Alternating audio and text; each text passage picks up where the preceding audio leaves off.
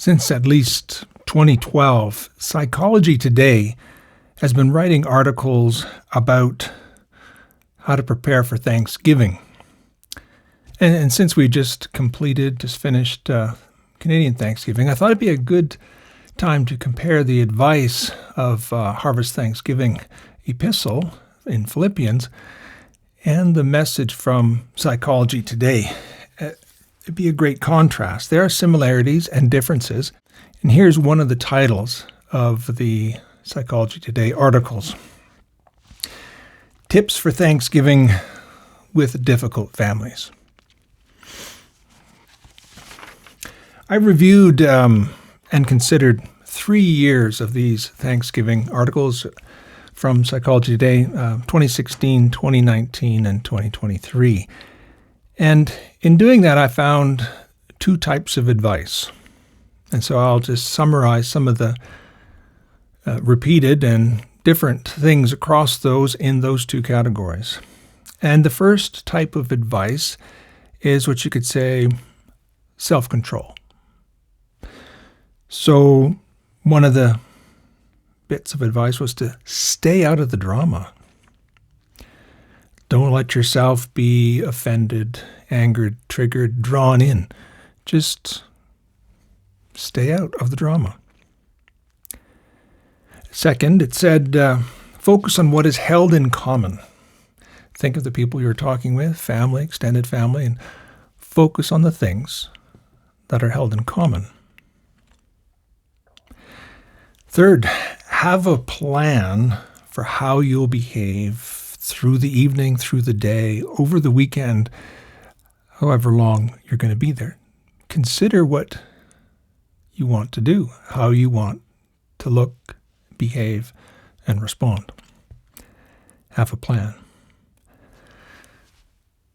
Number 4, keep calm. And number 5, I thought it was said in a number of different ways. Don't drink too much. Probably good advice at any time. Now, the second type of advice is really quite a different kind of advice.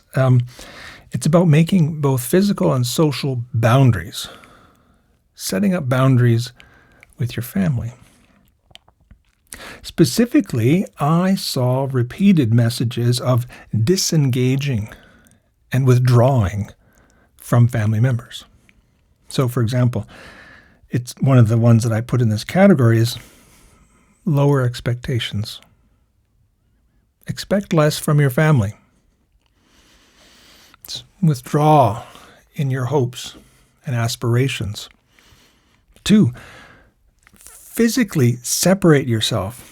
The example was to actually leave the house, offer to go pick something up at the store, so you're actually not even there. C, avoid strife. Another way of withdrawing is when the conversation goes crazy, so-and-so gets angry, you feel triggered, whatever the instigation, withdraw. Move away, go to the bathroom, check out the kitchen. Find a way to withdraw.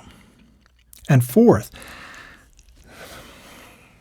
these are the exact words, engage in socially acceptable avoidance. Socially acceptable avoidance. And this is what they took to be a good example. Volunteer at the soup kitchen on the night that the family has dinner and say, oh, I'm busy. I'm helping out at the soup kitchen. And then you're not there. Now, there's obviously going to be overlap, I think. Well, I expected overlap between Psychology Today and Paul's advice in Philippians 4. The clear overlap is on self-discipline.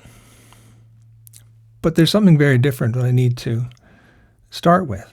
Paul loved the church in Philippi, regardless of conflicts and trouble. He calls them his brothers.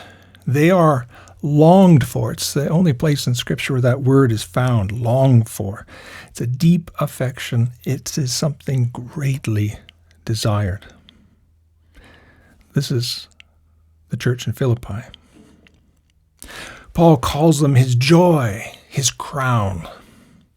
It doesn't seem like Paul ever thought about introducing interpersonal boundaries between himself and them, or encouraging them to have boundaries between each other.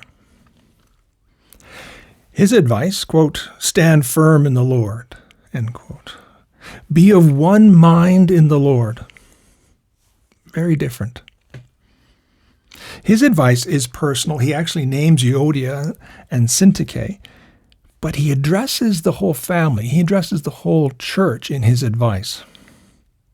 Everyone is a co-worker on this.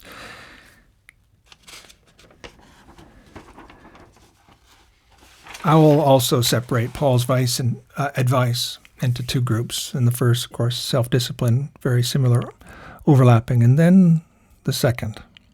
5 tips from Paul. Rejoice in the Lord always. Again, I will say, rejoice. 4:4. This is to be a part of everyone's planned behavior. Rejoice, give thanks. And it is very solid advice. Second, just like modern psychology, but a fair bit stronger in wording. Psychology today said, keep calm. Paul says, have no anxiety about anything, but in everything, by prayer and supplication with thanksgiving, let your requests be made known to God. Third, Paul gives them more to do than just stay out of the drama. He says, finally, brethren, whatever is true, whatever is honorable, whatever is just, whatever is pure, whatever is holy, whatever is gracious, if there is anything worthy of praise, think about these things. This is much better advice than don't drink too much. And imagine if such thoughtfulness and excellences were held in common, that everyone thought on these things. Surely there would be much less unnecessary difficulty to cause trouble. Paul's second type of advice is categorically opposed to pop psychology. Paul advises the Philippians to follow a shared example and tradition. This is totally pre-modern, obviously, or anti-modern, as we promote it now. Modernism rejects tradition, and it also rejects morality and moral examples. Paul advises, what you have learned and received and heard and seen in me, do, and the God of peace will be with you. We can almost not even imagine someone who would be so confident in their moral example that they would say, follow me. And when we do think about that, we think of someone who's a little bit touched, don't we? But Paul doesn't seem to be that way. The fifth and final bit of advice is, I think, Paul's best and most contrary. In short, he says, stay engaged. He says it this way, and I want to expand on it. Let all men know your reasonableness. The Lord is at hand. Now, the majority of modern translations don't use the word reasonableness. This is why I need to go into it. The majority of modern translations use the word gentleness. Some scholars say magnanimity is the right word. That's being great-souled. The Revised Standard Version uses forbearance, which is a kind of restraint and considerateness of others. But I want to argue for the other main meaning of the word in question, reasonableness. Now, there's nothing wrong with gentleness. Indeed, it's a fruit of the Spirit. Galatians 5, love, joy, peace, patience, kindness, goodness, faithfulness, gentleness, and self-control. It is part of the life we're to lead in Ephesians 4:2 with all humility, gentleness, patience, and love. It is how we are to be clothed, Colossians 3:12, compassion, kindness, humility, gentleness, and patience. And Jesus is described as gentle and low of heart in Matthew 11. The presenting problem is that the word in Philippians is just not the same as the main word for gentleness. Gentleness is prautes, and reasonableness is epiakes. And epiakes is the word we find in Philippians. So let me try to make sense of using the word reasonableness instead of gentleness. From what I've read and what I understand, there's a long history of the use and development of the word epiakes that gives depth to its use in Paul's letter, a long history in Greek moral thinking. For example, in 8th century BC, in Homer, it meant being seemly or suitable. It was what a hero would do. It was what Achilles would do, how he would use his wrath and power to win honor and glory. That was what was suitable. It was what Odysseus would do. He would use his cunning and adaptability to navigate his way home, because that was suitable and seemly to do. Epiakes meant suitable behavior of an epic character and hero of a people that everyone would learn by seeing how they acted. They were a hero and example. Then in the 4th and 5th century BC, in classical Greece, it grew to mean not insisting on one's own rights to the fullest extent. Asserting your rights, but not to the fullest. That is magnanimity, generous and forgiving insult or injury without being petty, resentful, or vindictive. And that is exactly the kind of excellence of character that I think Paul is advocating. However, I think reasonableness is a broader term than greatness of soul or restraint. 2 further examples, I think, can illustrate this breadth. Plato used the word for having compassion and fairness in judging responses in political conflict. That's how he used epiakes. That's being reasonable.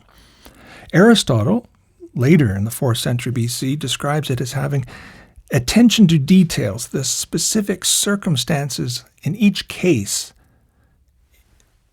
And he was referring to a legal case. That was reasonable. Not to ignore the details of the situation in which one was adjudicating. Now, are these not all ways in which we still use the word reasonable? Some people's, maybe we don't share them all socially, but there are heroes that we take to know how to act. They do suitable behavior. Being generous and restrained and not petty, that's reasonable. Fairness in judgment in conflicts between people and larger groups, that's reasonable. Attention to all the relevant circumstances in adjudicating a rule and transgression, that's reasonable. That's how we use it. That is practical wisdom. We value practical wisdom so much. That's its history: moral, social, political, and legal.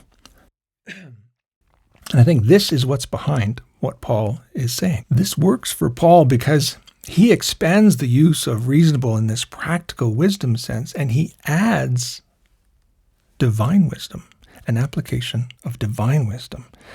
He says, let all men, and the word there is anthropos, meaning people, not just men over against women. All people, let all men know your reasonableness. The Lord is at hand. Christians are not supposed to avoid and flee troubles and conflicts that they have. We are to meet them reasonably, as the Lord might meet such a situation.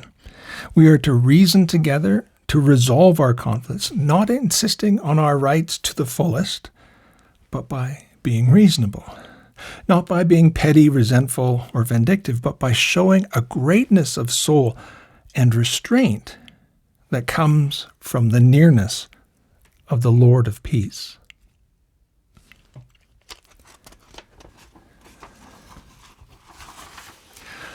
Paul says we are to let our reasonableness be known to all people. And that is also a lesson, not just the church in Philippi, not just friends, not just people we like or have to work with, but all people. Whether it's Thanksgiving or any season, I take this advice to be that we are to face and engage others with the same reasonableness that Christ has shown us, being suitably rich in mercy, as he is, considerate and fair in judgment, as he is, attentive to all mitigating circumstances, as he is, so that we can uphold the dignity of all in the midst of conflict and disagreement, and thereby share in the peace of Christ, which is the greatness of God.